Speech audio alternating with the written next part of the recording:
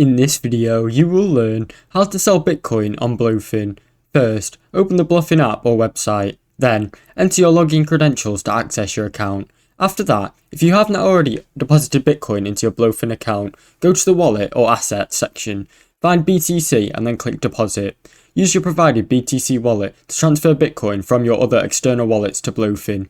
Then, navigate to the trading section. Once your Bitcoin is in your account, go to the trading or exchange section and look for BTC or other cryptocurrency trading pairs. Choose the amount to sell. Select the amount of BTC you want to sell. You can either sell a portion or your entire amount. You'd likely have options to sell at the current market price or place a limit order. Place a sell order. If you're selling at a market price, choose the market option and confirm the order.